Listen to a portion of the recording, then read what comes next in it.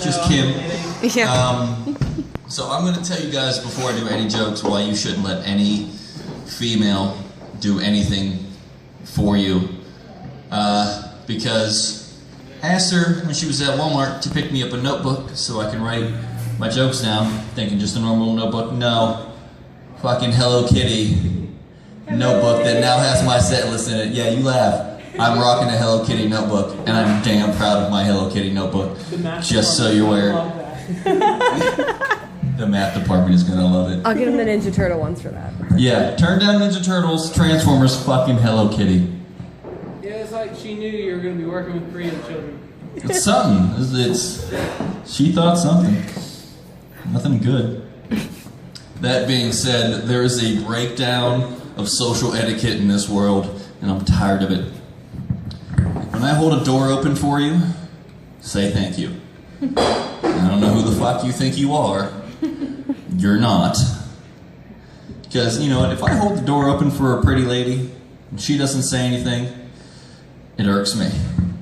But I let it go. Because I know, well, I wouldn't hold the door open for those women, but, Hey, they seem like nice ladies. They are nice ladies.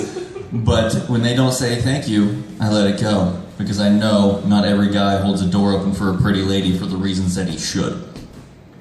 They hold it open because they want to say something that they think is clever, but is in fact creepy. You smell good. But when an ugly chick does it, I want to hit her in the fucking head with the door. I want to put another ugly ass dent in that face of hers. And I'm over it. That being said, I went out to a deli one time with a young lady, and my sandwich shows up, and there was a pickle next to my sandwich. There's a little backstory. I fucking hate pickles. I fucking hate them. I don't want them on my sandwich. What makes you think I want them adjacent to my sandwich, fucking up my fries? I don't know who decided that pickles were being garnished, but I hope they get kicked in the dick, because that's a bullshit move. It's too aggressive. I saw that goddamn thing when it left the kitchen. It's a son of a bitch! I didn't internalize it. I didn't say it out loud. I'm not an animal. Let him set my plate down, picked the pickle up, set it on the table. Looked up at her. By the expression on her face, you'd have thought I took my dick out, and this just set that on the table. She was disgusted, appalled. She was, I can't believe you just did that in public. I can't believe you just put a pickle on the table. I said, well, one of us needs to settle the fuck down. Because this is a deli, we're not at your mom's house. When the menu is above your face, you don't need manners. If you're at McDonald's, take a shit on the floor. Nobody cares. You're not the first person to have done that. That being said, a couple months ago, maybe a couple years ago, I don't know, I smoked too much weed. I was at Bethany, West Virginia, and it was 118 degrees outside. The young lady I was with, at 7 o'clock that evening, asked me if I thought she'd need a jacket. Now, I'm a comic, so, as all of you know, because you're all comics, when people hang out with us, they try a little extra hard to be funny. It's awesome. Thought this might be one of those times. So being a gentleman, I said, hey, you fucking with me? She goes, no, you think it'll be chilly? It's 118 degrees 3 hours ago. Do you know what kind of meteorological event would have to occur for the temperature to drop 60 degrees in 3 hours? Did you hear sirens? No? Probably don't need a jacket. Because I tell you what, temperature drops 60 degrees in 3 hours, fuck a jacket, grab a lead vest. Because shit's gone nuclear, plans are canceled. Even if it dropped 30 degrees, it's still 88 fucking degrees outside. And that being said, I hate stupid questions. This whole thing, that there's no such thing as a stupid question, bullshit, ends in high school. Because this is life. We're playing for points. And there are a shit ton of stupid questions. Like I was at a hotel recently. A middle-aged woman walks up to me. "Excuse me, sir. Is that the elevator?"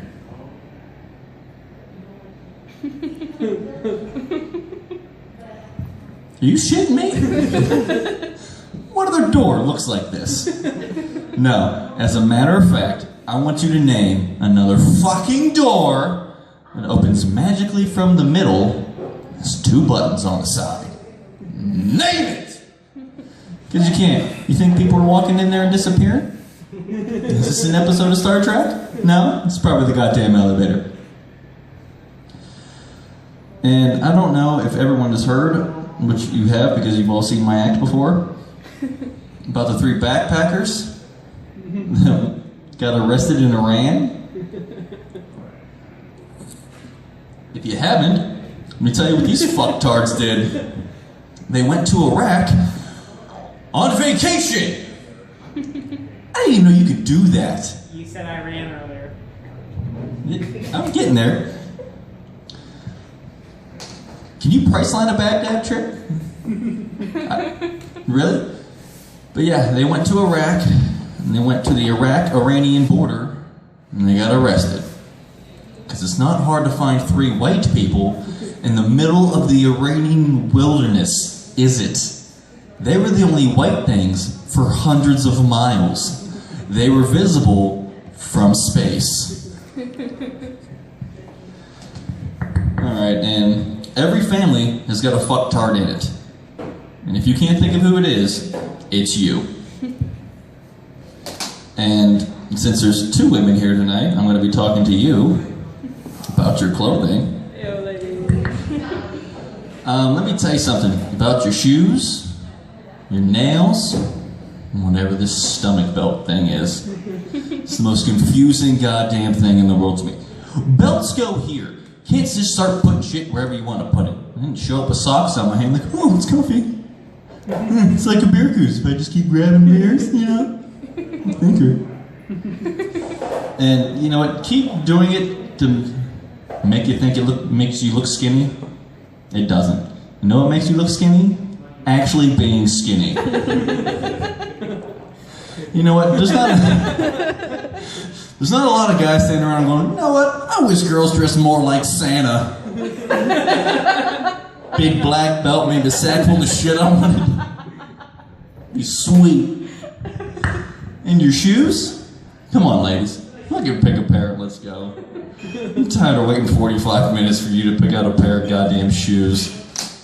And guys don't give a shit about your shoes. A little newsflash about that. Never once. I've been with a group of guys and they said, you know what? I was totally gonna fuck that chick, but her outfit didn't make any sense. Sandals and a dress? Really? Does that make sense? I don't think so. And your nails? Yeah, we don't care about that either. You know what? Haven't been at a bar like Frank's and heard a guy go, oh, fucking check out the nails on that chick. Unless they were like 6 inches long and then he said to him, oh, fucking check out the nails on that chick. Imagine getting a handy from Edwina Scissorhand over there. So much blood. So much blood. And with my winning attitude, I'm recently single. Thank you. And I know some of you are looking at me like, you should probably hang on to anyone who's hanging out for any amount of time. You'd probably be right. But that means I had to start dating again, which I hate. I'm over it. I want to go back to clubbing women in the head and taking them back to our apartments. Anybody with me? One person, thank you. And you know what? I don't know how far we've actually come from that. You know what? What happens? You go out, go to a nightclub, meet a girl, you start talking to her, you buy her a drink, you buy her some more drinks, you start dancing. She's there at the end of the night, see what happens. You're essentially clubbing them over the head, you're just using a different instrument. Because I tell you what, I feed a girl 9 vodka tonics, I hit another one over the head with a bat, they get the same fucking look on their face.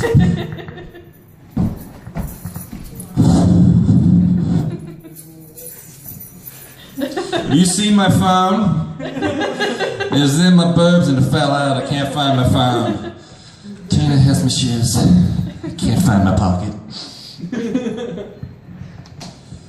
But I was actually out, and I actually had a chick literally talk the fuck out of me. It was a Tuesday, and there wasn't shit else on. Deadliest Catch was a rerun. I said, fuck it, I could use the practice. So I went out. She's one of those people that just didn't know when to shut the fuck up. It's not like I'd pick you up, say get in the car, shut the fuck up. No, she just started talking. It's one of those people just had to talk. Just talk, talkity, talk. How you doing, ma'am? Talk. Can't take it. Like, we showed up, wanted to fuck her. She started talking. Nah, I didn't want to fuck her anymore. But a while ago, I was dating a girl who told me she was a virgin. Now, telling me that you're a virgin is a lot like telling me you saw Bigfoot. One, I don't care. Two, I don't believe you. But she took me to a bar that was in the bottom of her apartment complex, which was great news for me because A, I knew I didn't have to perform that night because she was a virgin, and B, I didn't have to drive anywhere. I just had to lean up against the walls, wait till I got to the elevator, switch walls. I was drinking Jaeger and Corona all night, one in each hand, went to bed, feeling delicious. Woke up the next morning to find out that Mexico and Scotland had had a war inside my bowels. And you know what, virgin or not, I kind of liked this chick and I didn't want to ruin anything, but the PSI in my stomach was hitting red line limits. A substance was going to breach an orifice whether I liked it or not. So she got up, she went to work, and I laid there, and I decided I'd take a shower, seeing the morning I had, and thought it'd be best for everybody.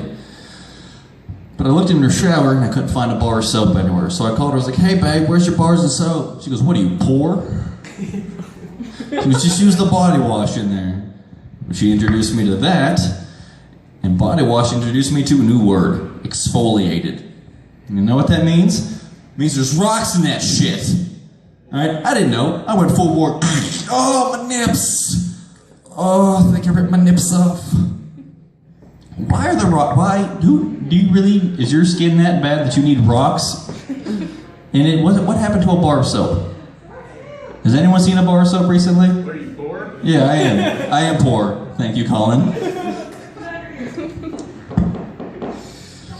Alright, but you know what? The last ex, you know what? She was a worrier. That was her Pinterest.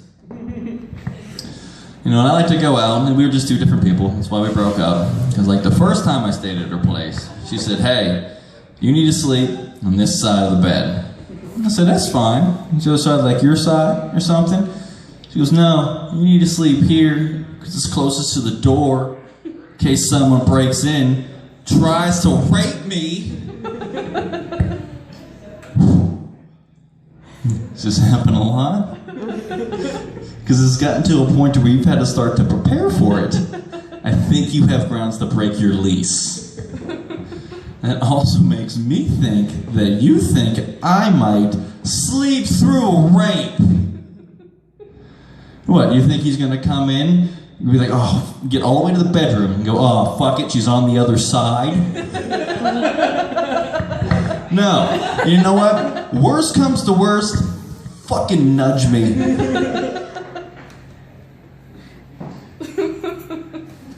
Wake up, rape, psst, sodomy, it's a rape nudge.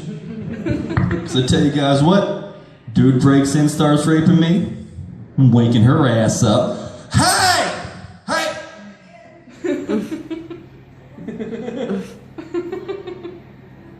What do you mean, what? There's a dude plowing the shit out of me back here.